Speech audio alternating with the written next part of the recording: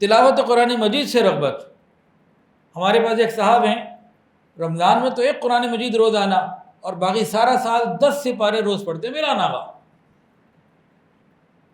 اور رمضان میں روزانہ ایک قرآن مجید کی تلاوت کرتے ہیں. کسی کو نوافل کے ساتھ رغبت، کسی کو اللہ کے راستے میں مال خرچ کرنے سے رغبت. اب یہ مختلف رغبتیں ہیں. یہ کیوں ہیں؟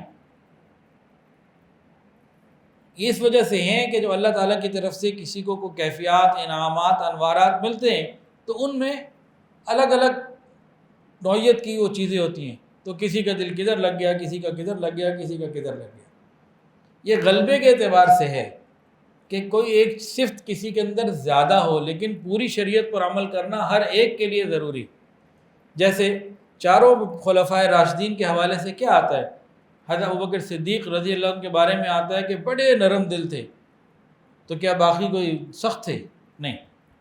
حضرت عمر کے بارے میں آتا ہے کہ دین کے معاملے میں بڑے شدید ہوتے تھے کہ نہیں پختگی ہو. کیا حضرت ابوبکر کے اندر وہ نہیں تھی؟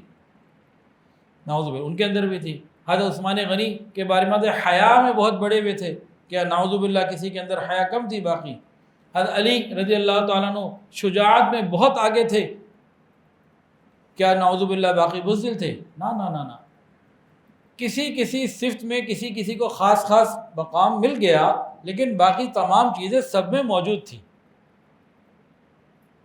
تو فرائض اور واجبات اور سنتوں کے اندر اعتدال سے انسان چلتا رہے، پابندی سے چلتا رہے، اور کوئی ایک صفت کسی میں زیادہ ہے تو بہت بہتر ہے، کوئی حرج نہیں. اور یہ کیوں فرق آتا ہے؟ یہ فرق انسان کا اپنا چناؤ نہیں ہے. انسان کا اپنا چناؤ نہیں ہے، چننے والے کا چناؤ ہے کہ کس کو کدھر لگا دیا. چلو بھائی، آپ کو درود شریف کی محبت زیادہ ڈال دی، آپ کو تلاوت کی ڈال دی، آپ کو سخاوت کی ڈال دی، آپ کو خدمت. کچھ لوگ انہیں خدمت کرنے کا شوق ہوتا ہے، وہ لوگوں کی خدمت کرتے ہیں مختلف، وہ پھر اوپر سے معاملہ چل رہا ہوتا ہے. تو یہ معاملہ اوپر سے ہے.